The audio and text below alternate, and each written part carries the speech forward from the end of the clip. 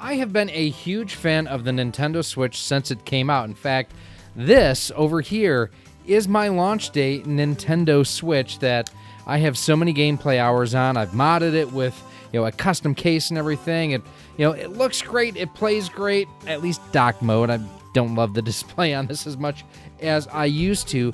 But as such, there are still people that are now still just getting into the world of the Nintendo Switch, the Switch OLED, and even the Switch Lite. As such, a lot of people are looking like, what do I need to get up and running with the Nintendo Switch? So we wanted to run you through 5 of our favorite upgrades or add-ons for the Nintendo Switch, with one bonus one too.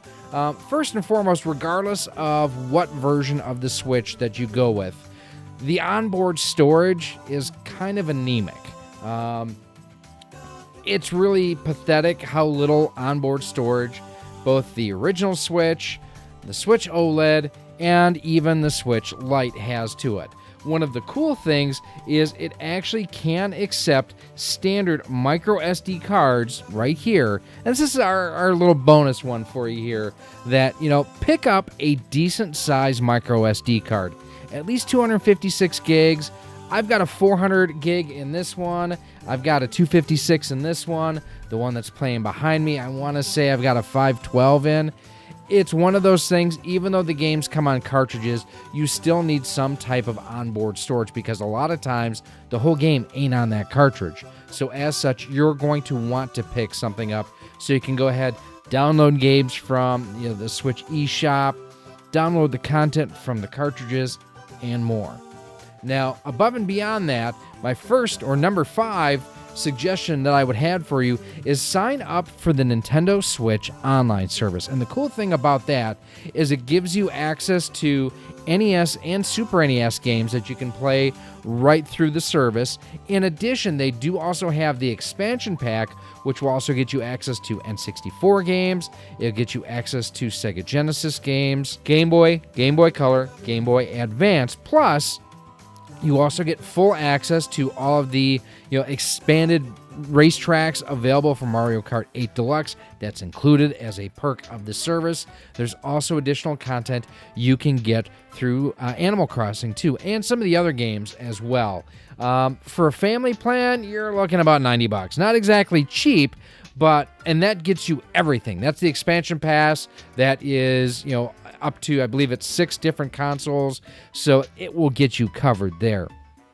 Now, that's actually what I have for me and my family, and, it's myself, my wife, my youngest daughter, my oldest daughter's boyfriend. So, we've got, 7 different consoles between all of us kind of covered there. Something I highly recommend. Now, if you just need one, I believe the expansion pass is only about $50, so definitely a good deal, a lot less expensive than what you would pay for PlayStation or for Xbox. Number 4, if you are looking to play connected to a television, I cannot recommend any more highly picking up the Nintendo Switch Pro Controller. Now, this one has a custom case on it. I can show you how to do that up in that video right there in the upper corner. But this is so much more comfortable than using the Joy-Con grip. It gives you a proper D-pad. The ergonomics are so much better. Better battery life. This is overall just a better experience for you. Now, this is the official Nintendo Switch Pro Controller. There's a number of other ones out there that are really, really good. I've been using the NS32 from Nexigo, and it has Hall effect sensors, different colors, LEDs and whatnot on there. Absolutely love that controller. We're going to talk about another item a little bit later on that you will definitely want to go ahead and kind of stick towards this, but there are other options out there. Your hands will thank you for going with something like this. And if you do have something like this, the next recommendation is you're going to need some kind of storage and display, not only for your games, but for the controller. And, a little bit of self-promotion here. I do sell these stands on my 3D printer store, and the nice thing about it is it even has a little hook on back so you can route your USB-C cable up through here, plug it into the top of the controller to go ahead and charge it. Now, above and beyond the stand for the Pro Controller, I also offer a 3D print one for the games too, and this one will hold up to 10 different games. In the cases, don't throw away your cases, people. These are a beautiful way for you to go ahead and store and display your games, and so is this too. So it's one of those that, it keeps everything neat and organized. It's not just sitting on a shelf with crap sitting all over the place. It helps you keep everything a whole lot neater and a whole lot more organized. Now, in addition to that, again, if you are going to play on a television, what you may want to pick up is an additional dock. This is number 3. That was 4. This is 3. And there's a couple of them that I recommend. One of them that I really like is this one here from Unitech. And what I like about this, first of all, it's smaller and much more compact than the standard Nintendo Switch dock. The cool thing about this one, you see this little pigtail, you might be wondering what this is for.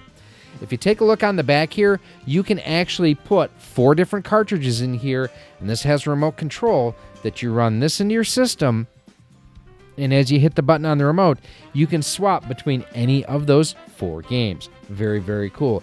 This is compatible with the Switch and the Switch OLED. Will not work with the Switch Lite. There's nothing that will allow you to hook a Switch Lite to a television.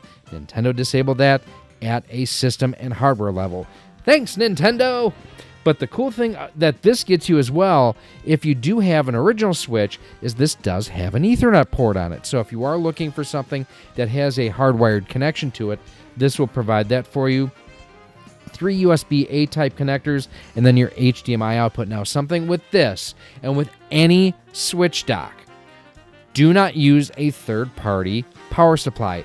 Stick with the OEM Nintendo power supply, and you'll be pretty much set. That's one of the beautiful things about that, is the fact that it works with this, it's compatible with it. During the early days of the Nintendo Switch, there were issues with some systems becoming damaged or bricking due to using out-of-spec power supplies from third-party manufacturers. Again, stick with the Nintendo one, you'll be okay in most cases. Now, if you do want to stick with the OEM Nintendo Switch dock, it works. I mean, it's the original equipment. Unitech has something similar to that for the original Switch dock, and that's this here. And there's 3 different versions actually.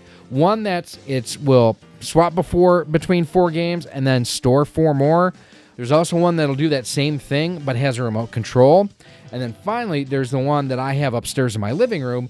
It has all 8 of these slots I can swap between. So convenient, especially for me. I keep my games down here. We play a lot of games upstairs in my living room. I'm old, I'm fat, I don't want to run up and downstairs a whole lot. So something like this allows me to keep my game cases here, keep the games up there, and they're not strewn all over the place. They're locked into the switcher here. Absolutely brilliant overall setup and design. Number 2, if you are a handheld user, this is from our good friend Todd over at RetroFrog. And what this allows you to do, this is called the Rotate. And what this allows you to do is you take your Switch, and we're going to pop it in like so. Gives you a really nice tabletop dock, right? Well, what you can also do is you can rotate it this way for games that can display in tabletop mode in this format. Donkey Kong, is the original one, is a perfect example that you can play in what's called Tate mode. And this gives you a really nice way to go ahead and play in tabletop mode. It's nice and sturdy. It's not going to get knocked over. Absolutely love this. Todd is a great member of the community. Make sure you check out his website. I'll have that link for you down below. But this is a really nice way, especially if you like playing in tabletop mode, in the Tate mode. This is a great way to do it. And number 1 has to be, for me at least, I love playing the Switch in dock mode. It's my favorite way to play it. But there are times where I am going to be traveling, and I do want to play my Switch in handheld mode. Now, to play in handheld mode, you got to use these crappy things. And I hate the Joy-Cons. I just do. I think they are way too small. This one doesn't have a proper D-pad on it. They're prone to Joy-Con drift. There's a lot of things to not like about these. Well, Austin and the team over at Fixture Gaming have come out with these guys here. There's 2 different versions. The Fixture Gaming S1, and that's something that fits the original Nintendo Switch, and the S2, this fits the Switch OLED, and more recently, he's come out with the M1, which will be compatible with tablets and mobile devices. It'll also work with the Switch Lite. And the beautiful thing about this is this bottom part here is molded. Watch this. This thing is too cool.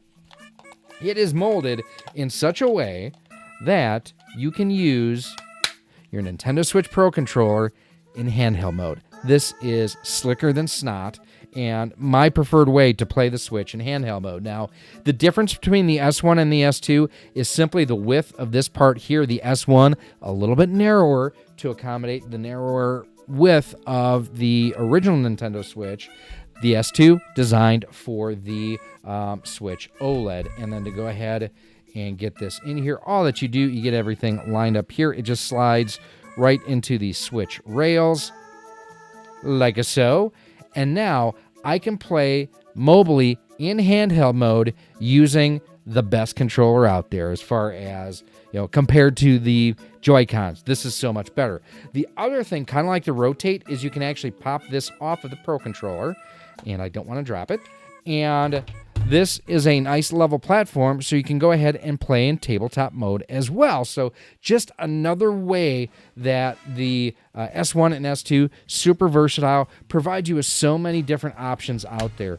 Definitely something I highly recommend. I mean, this, if you follow me on Twitter at all, at Rock Solid Studios, every time they post something, this is the definitive handheld gameplay for me for the Nintendo Switch and the Switch OLED, is the Fixture Gaming S1 and S2. I absolutely love these things, and they were actually kind enough at one point, they sent me a custom S2. You can actually order these through Austin and their website at Fixture Gaming. I'll have that link for you down below.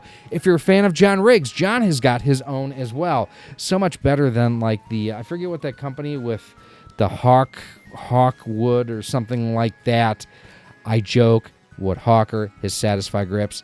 Not my way to play. My wife actually really likes the Satisfy grips. But for me, this is the definitive way to play in handheld mode, is the Fixture Gaming S1 and S2. These are just some of the great accessories that are out there. Now, you figure 7 years since the original release of the Nintendo Switch. What's your favorite? Let me know down in the comments. What are some of your favorite accessories for the Nintendo Switch and the Switch Lite and the Switch OLED? What do you think of these recommendations? Have you tried them? For me, like a must-own has to be a micro SD card. The onboard storage on here sucks out of the box. So that is something I highly recommend. Let me know what you think of these choices down below in the comment section. Now, if you are looking for some of the other accessories that we've reviewed over the years for the Nintendo Switch, I'll have those linked for you right up there. Go ahead, check them out. I'm sure you're going to find something you'll love.